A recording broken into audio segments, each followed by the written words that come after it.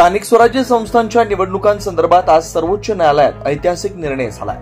आता महाराष्ट्रात आगामी महानगरपालिका, नगर परिषद, पंचायत समिती आणि जिल्हा परिषद निवडणुका नवीन प्रभाग रचना आणि 27% ओबीसी आरक्षणासह घेतल्या जाणार आहेत। या संदर्भात सर्वोच्च न्यायालयात आज झालेल्या सुनावणीत प्रभाग रचना हा पूर्णतः राज्य सरकारचा अधिकार आहे असं स्पष्ट सांगण्यात आलं।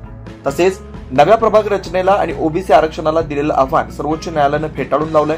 न्यायालयानं 27% ओबीसी आरक्षणाला वैध ठरवत स्थानिक स्वराज्य संस्थांमध्ये हे आरक्षण लागू करण्यास परवानगी दिली आहे। त्यामुळे राज्यात लवकरच स्थानिक स्वराज्य संस्थांच्या निवडणुकांची प्रक्रिया सुरू होणार आहे। या निर्णयामुळे ओबीसी समाजात समाधानाचं वातावरण आहे, तर राज्यातील राजकीय हालचालींनाही गती मिळणार आहे। सर्वोच्च न्यायालयाच्या या निर्णयामुळे निवडणूक आयोग निवडणुकांची अधिसूचना लवकरच काढण्याची शक्यता आहे। ओबीसी आरक्षणावरून गेल्या काही वर्षापासून सुरू असलेल्या वादावर अखेर शिक्कामोर्तब झाला आहे। राज्यातील राजकीय पक्ष आता थेट निवडणूक रणांगणात उतरणार आहेत। सर्वोच्च न्यायालयाच्या या निर्णयामुळे आता लवकरच स्थानिक स्वराज्य संस्थांच्या निवडणुका जाहीर होण्याची शक्यता आहे।